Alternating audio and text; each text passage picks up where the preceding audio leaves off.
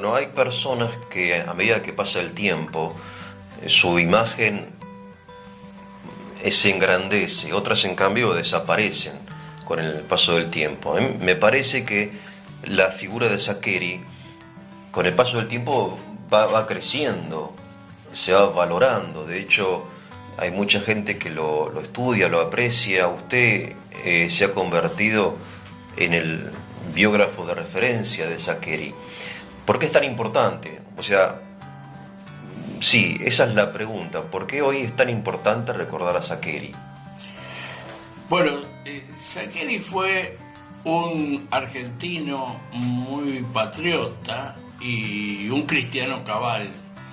Y yo lo conocí, y cuando murió me dio la impresión de que era alguien que había muerto por esos ideales que yo admiraba y admiraba en él. Es decir, no lo traté mucho, no soy la persona más indicada para haber escrito el libro que escribí, porque hay gente que lo conoció mucho más, pero quizás por eso mismo esa gente no tenía mayor interés, aunque lo admiraba, tanto más que yo, en escribir el libro. En cambio yo, por una serie de circunstancias, era una persona que me había impactado, una persona luminosa, una persona llena de virtudes y sin los defectos de los grupos a los cuales él pertenecía, sin los defectos del nacionalista católico, pero era patriota, sin los defectos de la Acción Católica, pero era de Acción Católica, sin los defectos de los intelectuales, pero era un intelectual de primera, sin los defectos de los porteños, pero era bien porteño. Ese tipo completo. Y lo traté poco y lo mataron.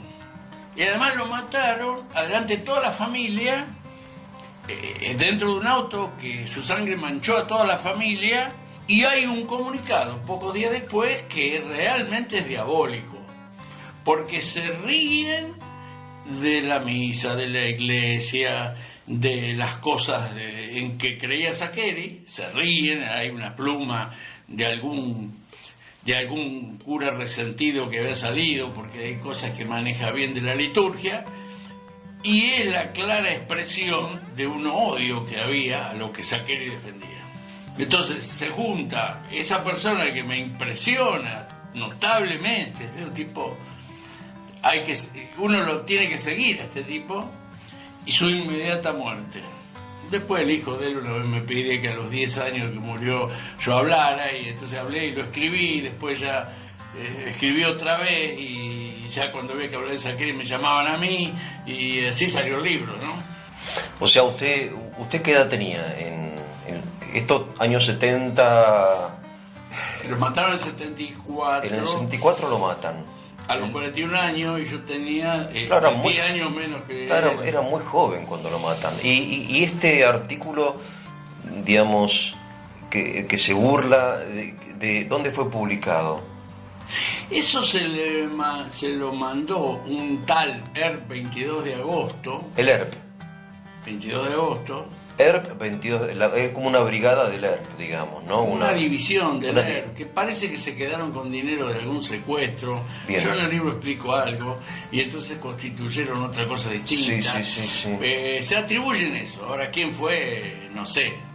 Pero ahí hay un odio anticristiano. Y a Saccheri era una persona a la cual había que sacar del medio, como Allenta también, ¿no?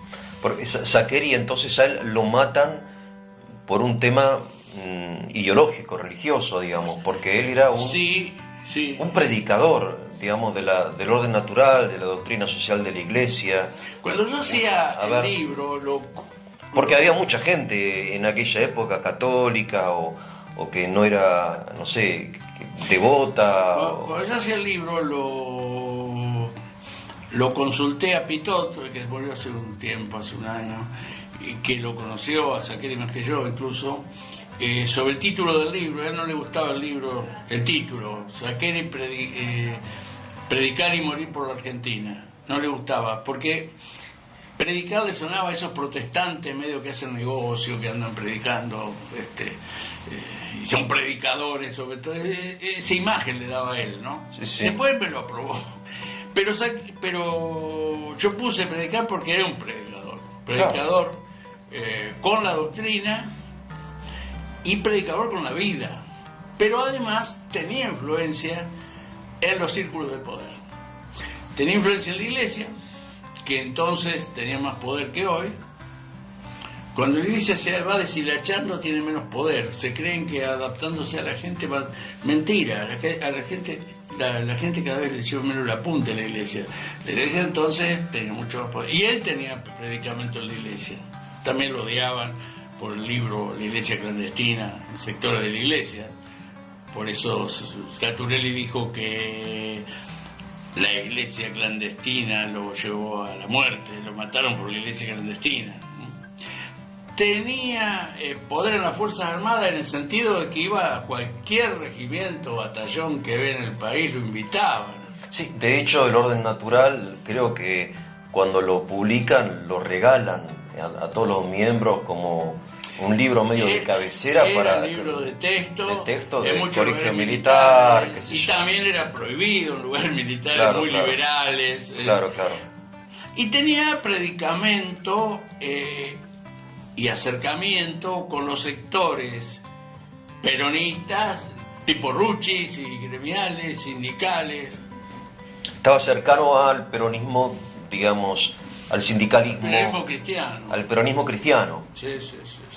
Al peronismo de los primeros escritos de Perón, digamos, Claro, aquello, no sé. Aquella actitud inicial de Perón de cortarse sobre la iglesia y defender una serie de cosas muy interesantes. Claro. Que lo llevó a ganar la elección allá de 45.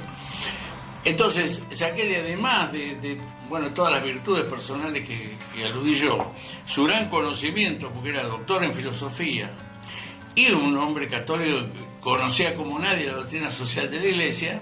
Bueno, hay que destacar, perdón, no dejar de lado que era doctor en filosofía.